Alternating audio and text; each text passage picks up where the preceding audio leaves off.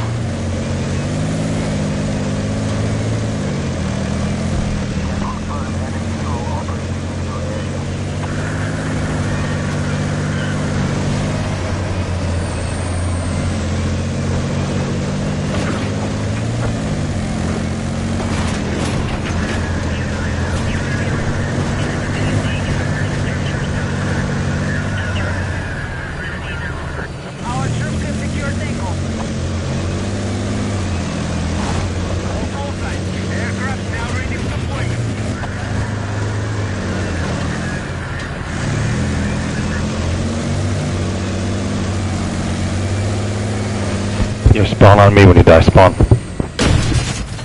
Charlie.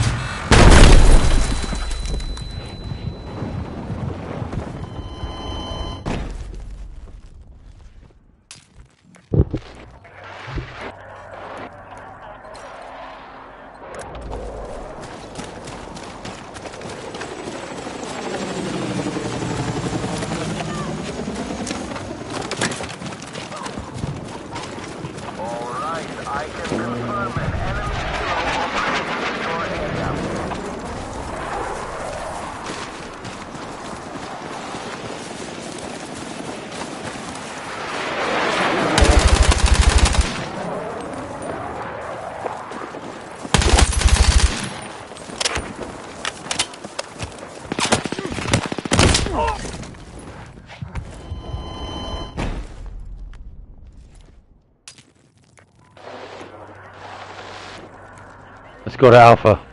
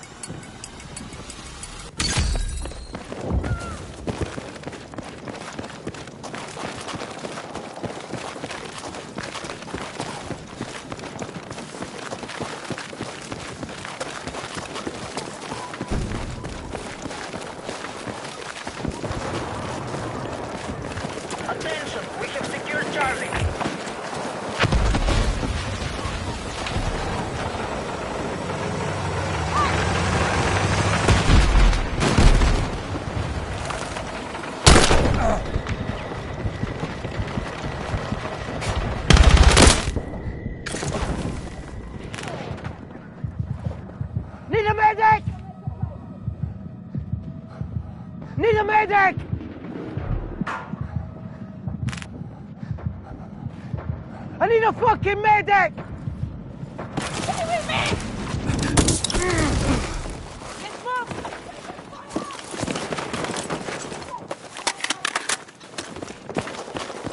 Be advised, Bravo has been lost.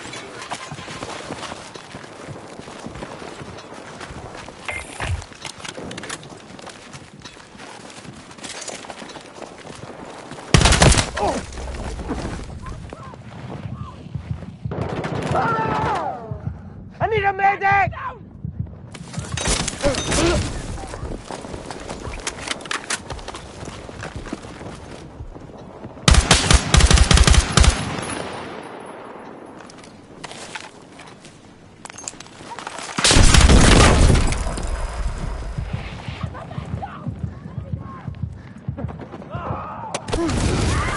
Let's go!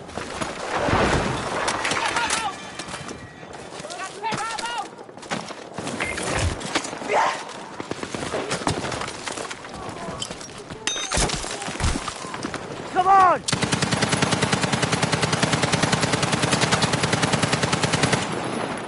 Run! Hello!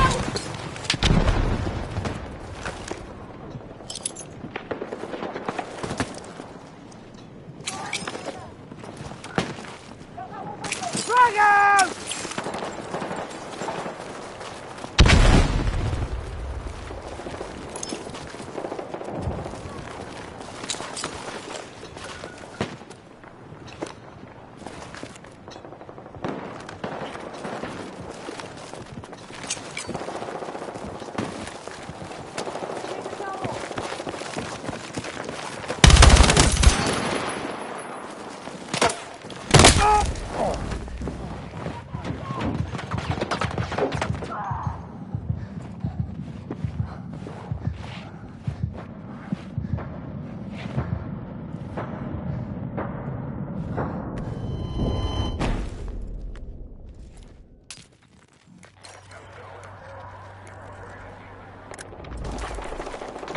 Objective Alpha has been lost.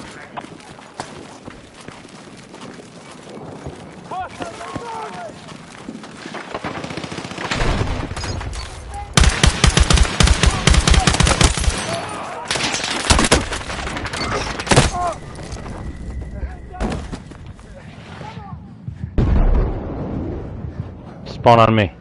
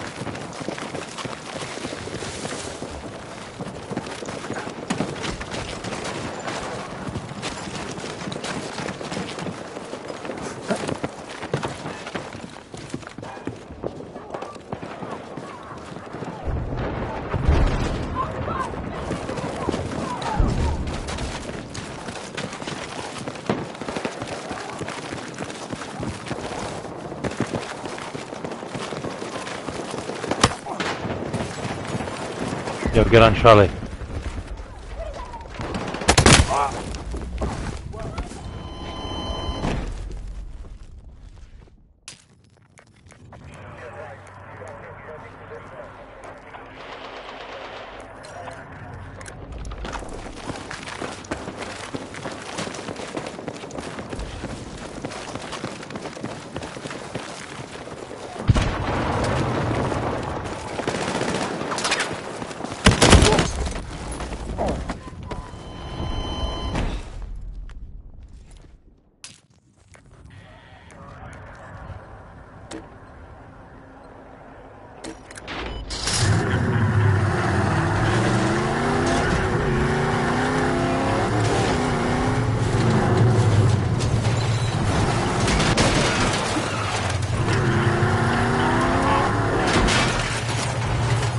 We have lost control of Alpha.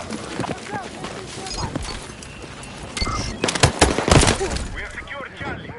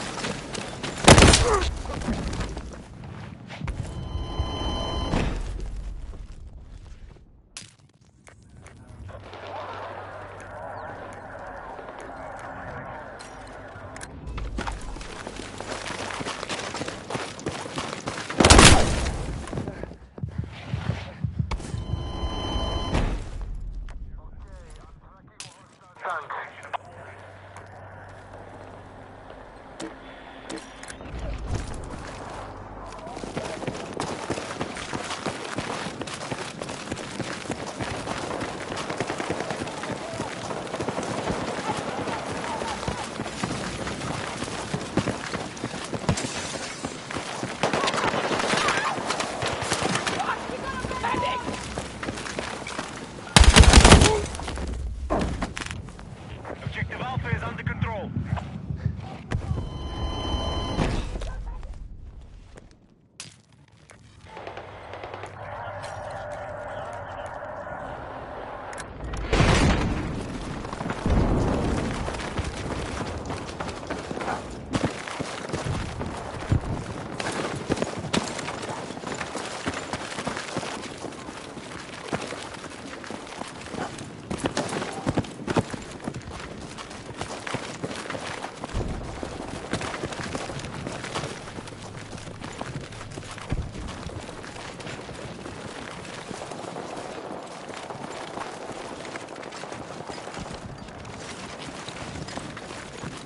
Be advised, Objective Charlie has been lost.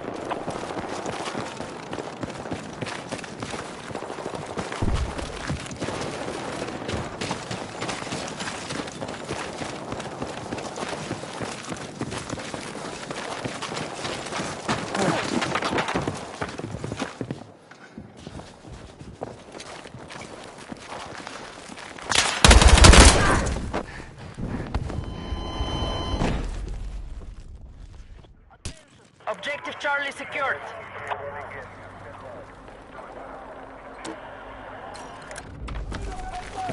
We have lost Objective Bravo.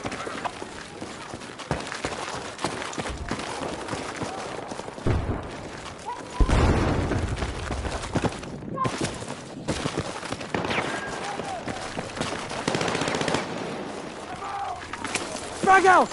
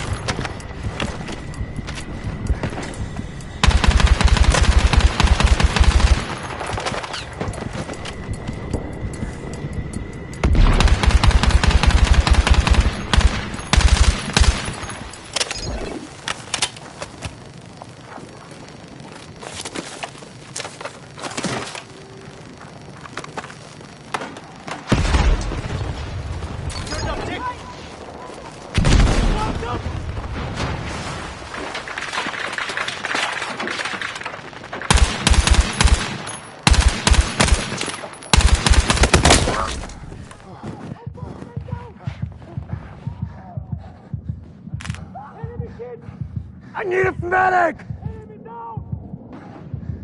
Medic!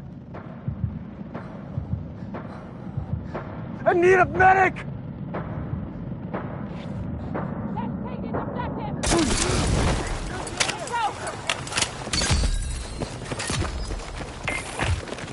Here's some ammo for you! Watch out, enemy! Target clear ammo!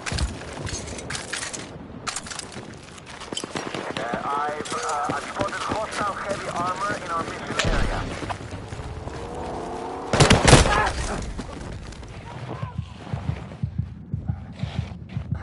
Need a medic! Fuck! Need a medic! Be advised, our control of Delta has been I lost. need a fucking medic!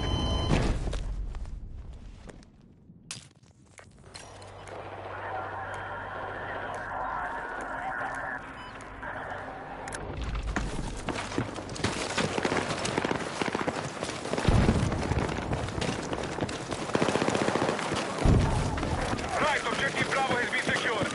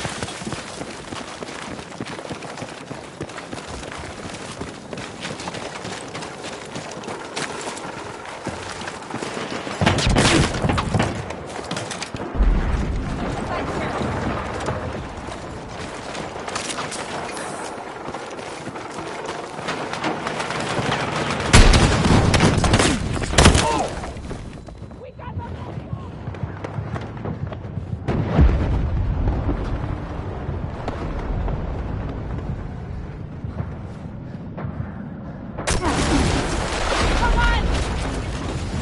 Here's some ammo!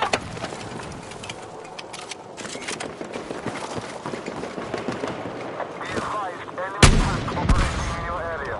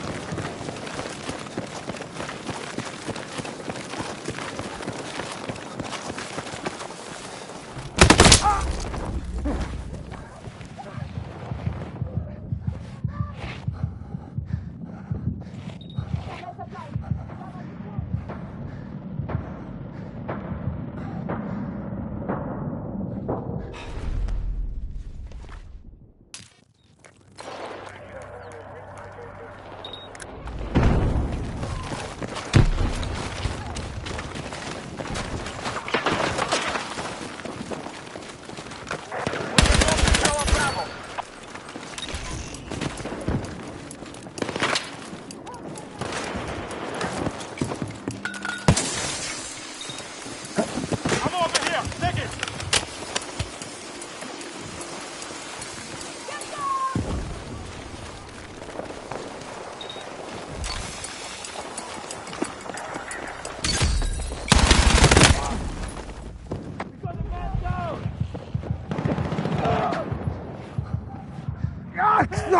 I need a medic!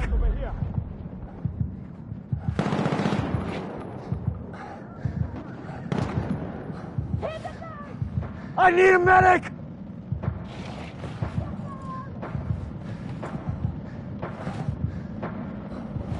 Fuck! Need a medic! Let's go!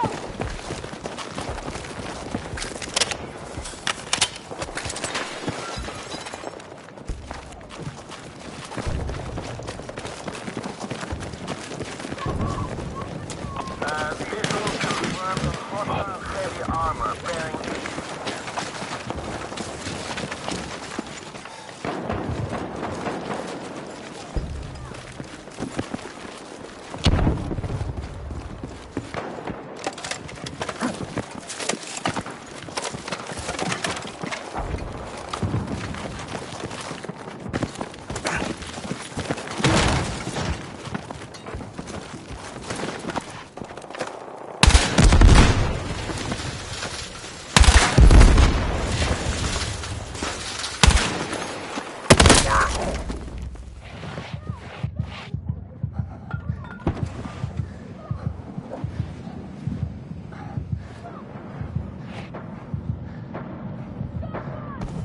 Yo, Charlie needs help. Charlie.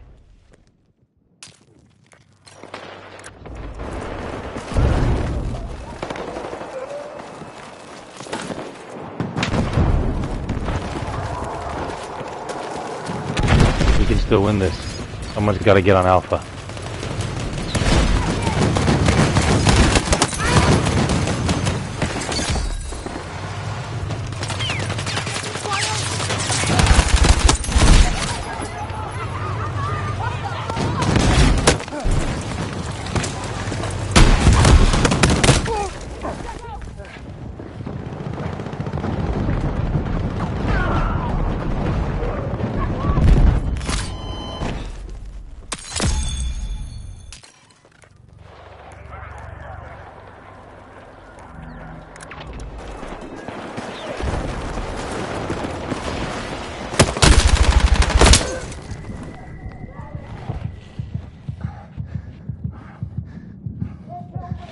Medic!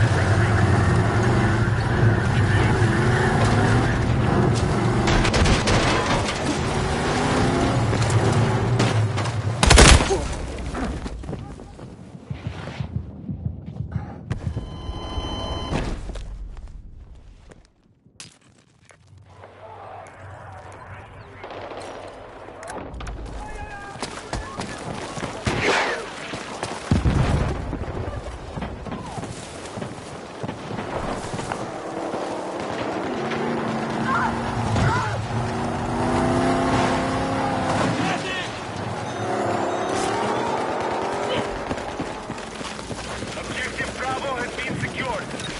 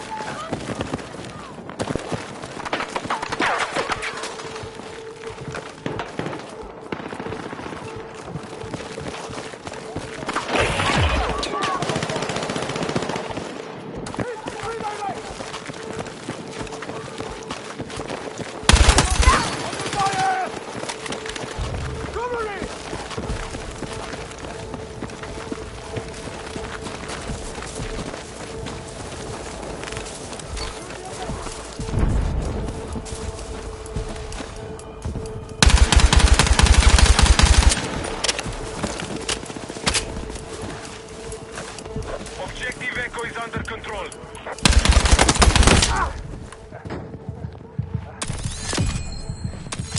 Fuck! Medic!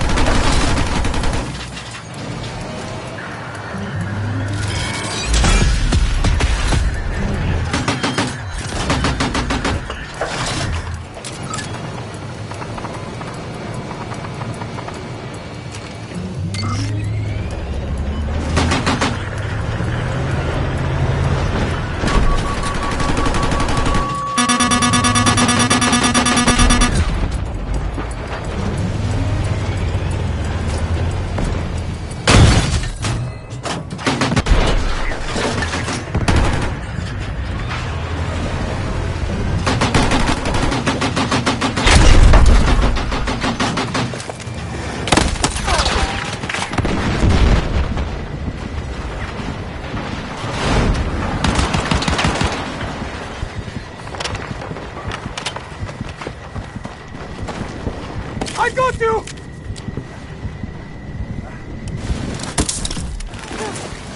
Come on!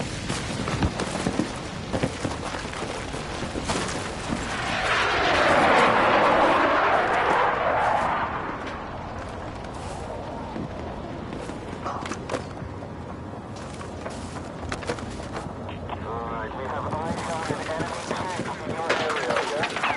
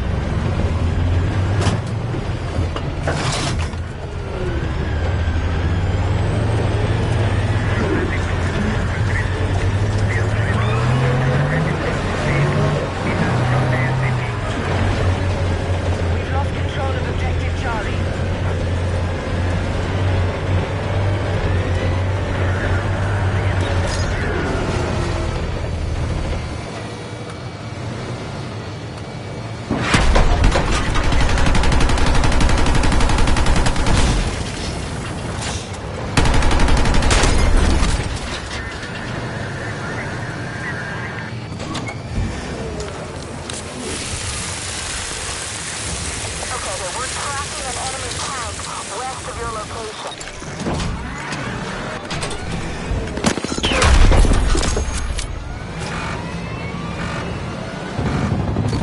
Friends on point! Get moving!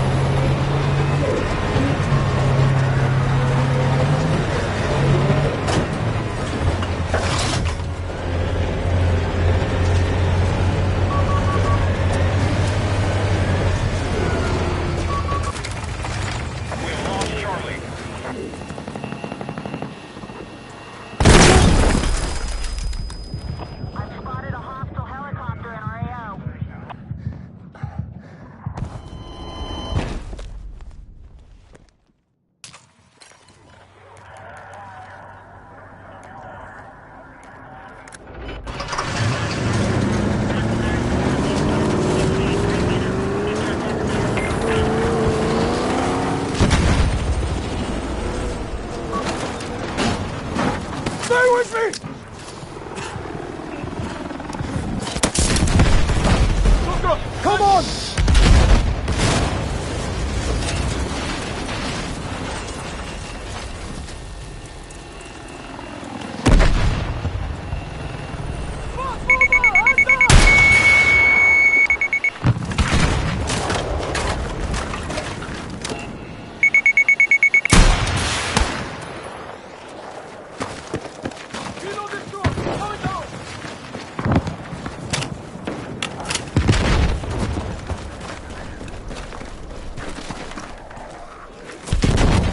We've lost objective Bravo.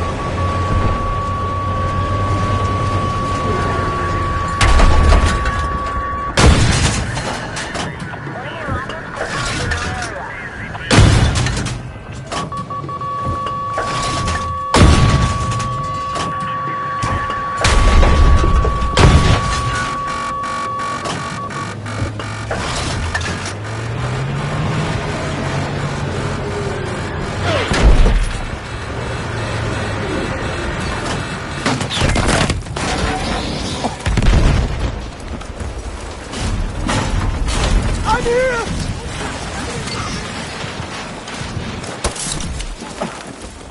Let's move!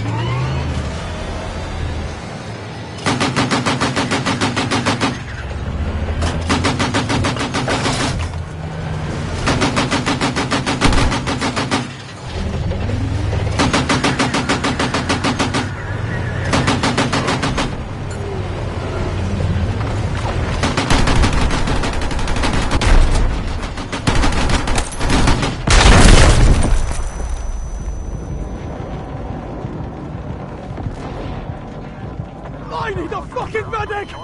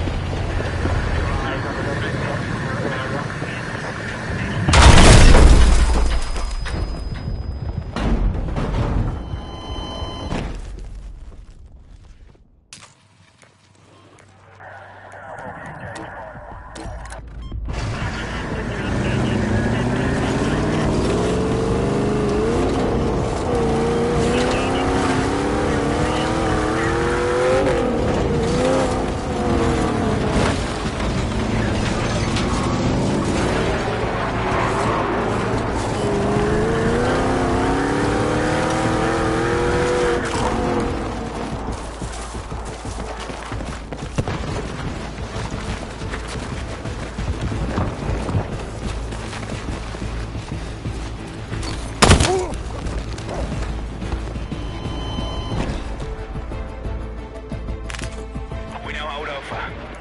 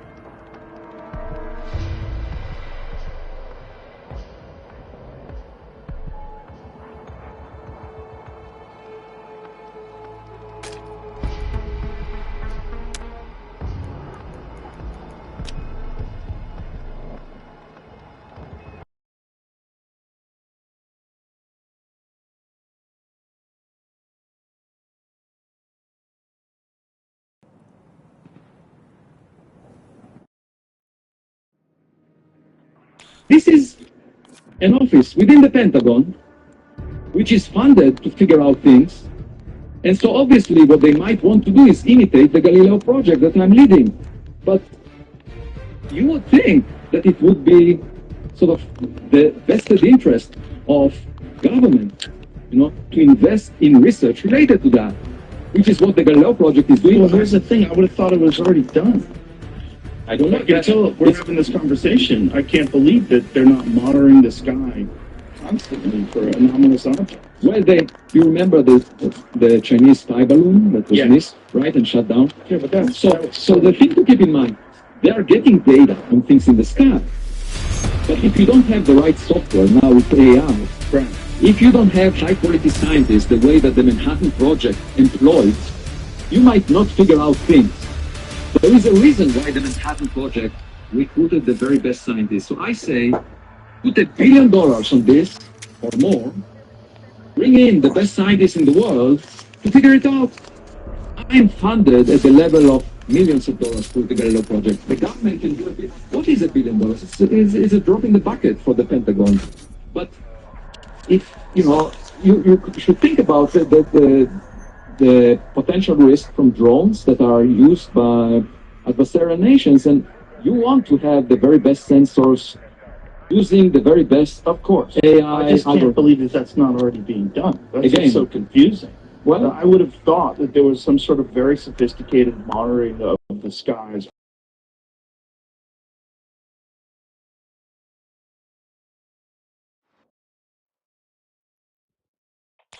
Ship, something that moves in a very strange way. I would think that they're monitoring this stuff all the time, and not just with radar. you see, there is an approach which is to wait for the government to figure out things or to declassify them. So a lot of people want the government to declassify. I think it's just like waiting for Godot. You can wait forever, and it will never happen. So I say, we don't need the government to tell us what is up there in the sky, because astronomy is all about that. We can build observatories, look at the sky. Anything that is human-made is not of interest to me. It's boring. I don't care. I just want to see if there is anything that Well, it's boring up to a point. If China has something that moves at, Mach 30 Yeah. and can go underwater, Yeah. things get very So, interesting. so my methodology should definitely be used by the Department of War to figure out risks of the nature that you mentioned. And by the way, we're speaking about my colleagues, so there are people who said, oh, you're doing it to win the Nobel Prize. That's what or you're trying to sell books. I don't charge for my essays on medium-term. Money is not at all what motivates me. With respect to the Nobel Committee, I have the same attitude as Jean-Paul Sartre had and Bob Dylan had. If I find evidence for alien intelligence, alien technology, I would not waste my time in a tuxedo in Stockholm. I will try to figure it out. That's much more important than an award given by a human to a human. We're dealing with something really consequential. Yeah. And for the scientific community to ignore that, it's irresponsible. Why is it irresponsible? Because it could affect the future of humanity. Well, I think the problem with the scientific community is the problem with all communities. They're overrun with ego. I agree. It's And as I explained at the beginning, It's just human beings when they get to a position of any kind of authority, any sort of a position of respect and prestige, they want to protect that at all costs. And they want to keep everyone down who they think is getting unwarranted attention above them. but given the fundamental landscape that we live in, as I mentioned at the beginning, we live for a short time, we're not at the center of the universe, we arrived late. Cosmic history, we just arrived in the last few million years out of a 13.8 billion years history. Right. The cosmic play is not about us. If you arrive late to the play, at the end of the play, you are not at the center of stage, it's not about you, okay? And our responsibility needs to be, to find other actors that were around for much longer, because they know what the play is about. Yes. And let me ask you this. Yeah. Have you seen any compelling information, any data that leads you to believe that we have it there? The only data I'm aware of that is worth attending to is the anomalies of Oumuamua, of Atlas, which are very different anomalies. And there was also a meteor that I discovered with my former undergraduate student, Amir Siraj, a meteor that was identified by US government satellites back in 2014, and it was moving so fast that it definitely came from outside the solar system. And my colleagues were very concerned, and they said, we don't believe the US government. So maybe Jamie can show us. I said, okay, at the time I was chairing the board on physics and astronomy of the National Academies. Why didn't they believe the U.S. government about this? Because all the previous meteors they thought must have been in the solar system, and therefore, and the US government also makes mistakes every now and then, they So said. the U.S. government, what department was observing This is the Space Force, the US Space Command. So what I did is at a dinner, this was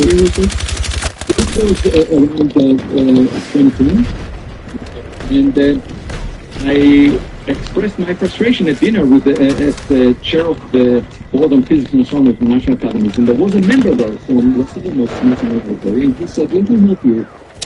We managed to reach out to the US Space Command through the White House at the time, and we got an official letter from the US Space Command saying, we looked at the data, and we can verify the 99.999% that this object, this meteor, which was roughly half a meter in size, came from outside the solar system. That's what they said. At that point, I decided to lead an expedition to the Pacific Ocean, where the explosion was identified from the cargo. There was a huge amount of flames. To go there and search for the materials from that object, because it was moving fast. It was moving at 60 kilometers per second relative to the solar system, very similar to Atlas. So it was fast, and moreover, the object maintained its integrity down to the lower atmosphere. It didn't explode until it got within 20 kilometers of the surface of the ocean. So it must have been extremely tough, much tougher than all the previous meteors catalogued by NASA. Okay, so I can show you some images from that trip to the Pacific Ocean. Actually, it was documented by Netflix, and there will be a documentary coming out within a year. Next year, 2026. This was the team of researchers that came with me on the deck of the ship, and we collected materials with a magnetic sled. This is a sled made with magnets on top of it. You can see the Netflix in the lower left. And then I brought the materials in this suitcase that you see here. I shipped it by FedEx to my home. This was a $1.5 million expedition. So Why would you ship it by FedEx? Why would you just carry it with you? because I was worried that somewhere in the airport they would say, no, we have to confiscate it. Don't they know who you are? You can get somebody to call in. I don't want to take any risk. So it's just a bunch of metal. No, here you can see the material. So it's mostly sand from the bottom of the ocean, 2 kilometers deep, 1 mile or so, a little more than a mile. And then I found these, we found these molten droplets, you see, that are very distinct relative to grains of sand, and we isolated them. I had you can go to you can see here these molten droplets, and it turns out that 10% of them did not have the composition of materials from the solar system. And so we studied them in the laboratory of my colleague at Harvard, Stein Jacobson, and I had a summer intern, Sophie Bergson, that found 850 of those molten droplets that allowed us to do the analysis. How did my colleagues respond to that? They said, oh, he went to the wrong place because there was a seismic signal that could have been misidentified and could have been a truck passing nearby. And so a reporter from the New York Times said, oh, they went to the wrong place because it was not a meteor, it was a truck. And I wrote to the reporter and I said, how irresponsible are you? You didn't even ask me. The data that led us to this place was based on the fireball, on the light that was detected by US government satellites. And the US Space Command confirmed the location. It was not based on the seismic detection of the signal. We just looked and found this. So it seems like your colleagues are contacting the New York Times to try. I wrote to the editor at the time and said, look, if this is what you write about science, how can we trust what you write about politics? Yeah. So these objects, these very small molten droplets, Right. What did you determine from them? We found that 10% of them had a chemical composition different than solar system materials that were found before.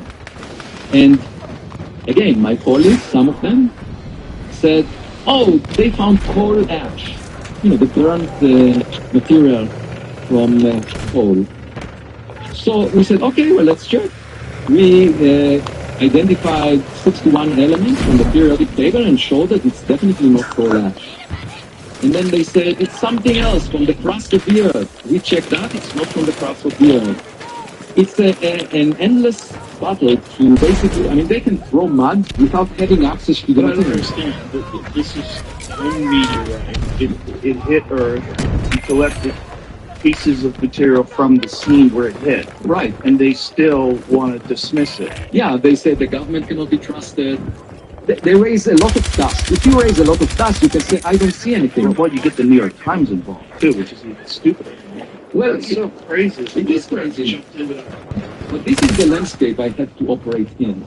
And the one thread through this landscape is that common sense is not common.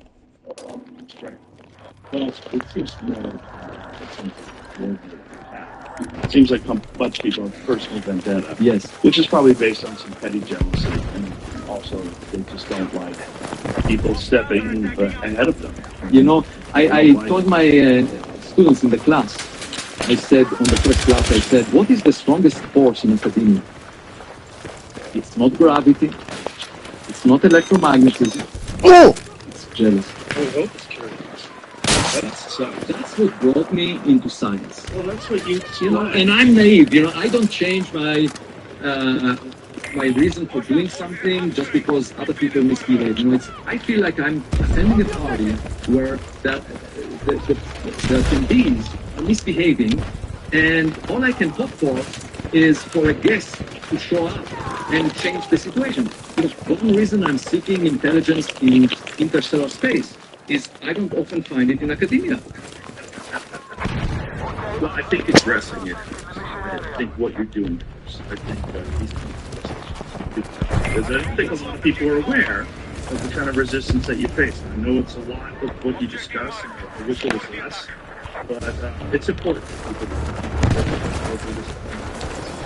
Well, I genuinely think this object, 3i Atlas, weird. It's weird. You know, I served with the Israeli military, and we parachuted to drop tanks. I was in a special unit that allowed me to finish my PhD at age 24, and then the SDI, the Star Wars Initiative, President Reagan brought me to the US.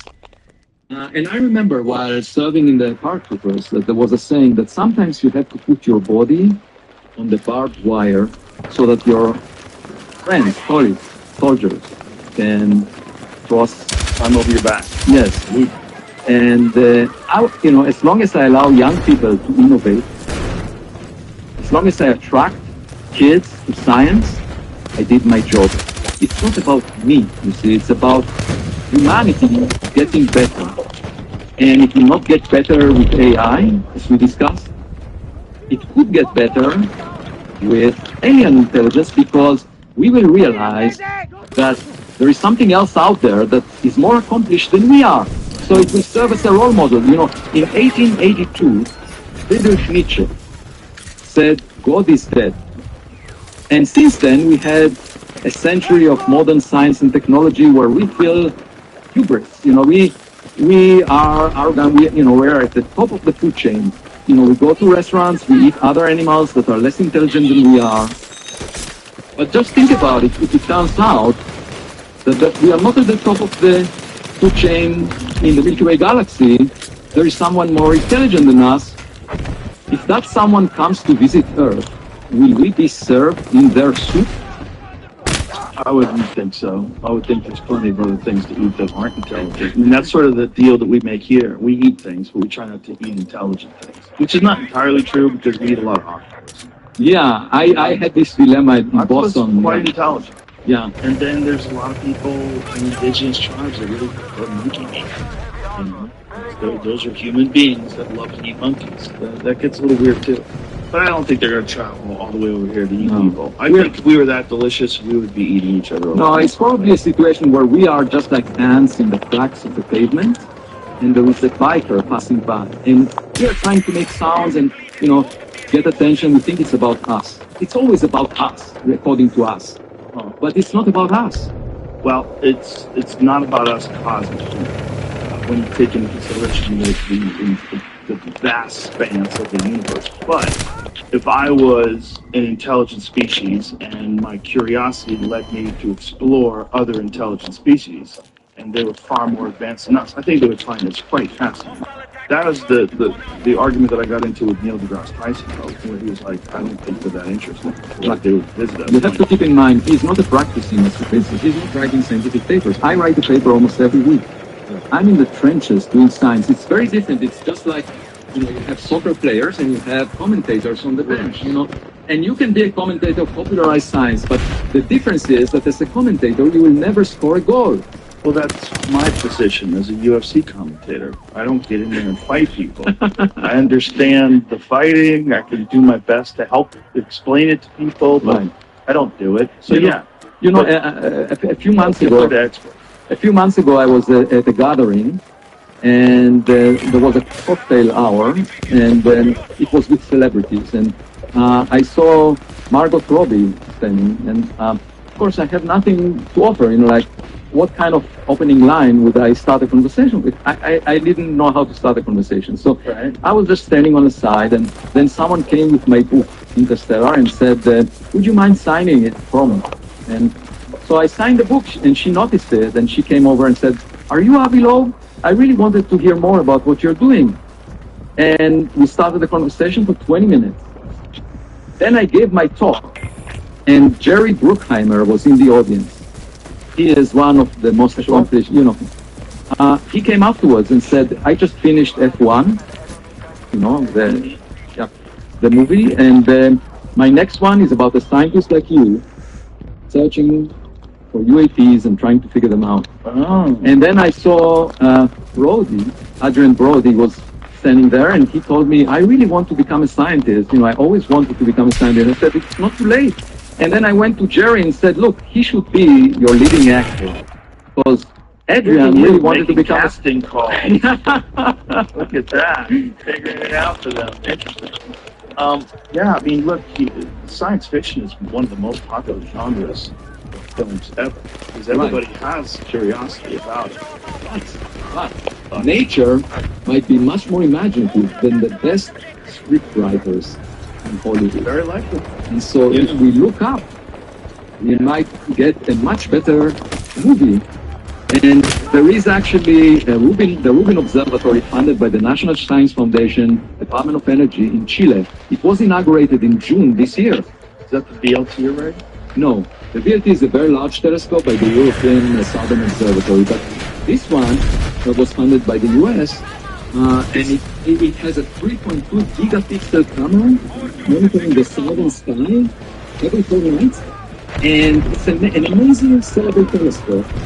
And by the way, Sphere has a display that is the biggest in the world of 14,000 by 14,000 pixels. Okay, that's a factor of 13 less pixels than the Rubin camera has observing the red sky. Now, Rubin will potentially, based on estimates, discover an interstellar object like 3I Atlas or even smaller every few months. So we are entering a new era where we will have a lot of visitors that we recognize. There might have been traffic all the time that we're not aware of. Probably, right? And my recommendation is to establish an organization. I wrote to the United Nations about it. I wrote also to the International Astronomical Union to establish an organizational committee that would coordinate observations of these objects so we can figure out their nature and make sure, and then of course inform policymakers, the politicians, how to respond, because when you have a visitor to your backyard, you need to respond immediately. It's not like getting a radio signal from tens of thousands of light years away, where you have plenty of time to wait. Here you have to do something. And so I hope that they will do that. And actually the International Asteroid Warning Network just 2 days ago announced they will have a campaign looking at 3I Atlas with a lot of observatories on Earth between November 27th and January 27th. So I'm very glad that they decided to do that. They are related to the United Nations. What is it about Chile? Is it the atmosphere? Is it the Yeah, there is, as a result of geology, there is this stretch of mountains that was erected in front of the map of Chile, and sort of lying in the strip. And not only that reach a very high level so that you have less atmosphere between you and the sun. Yo, that is fucking sick.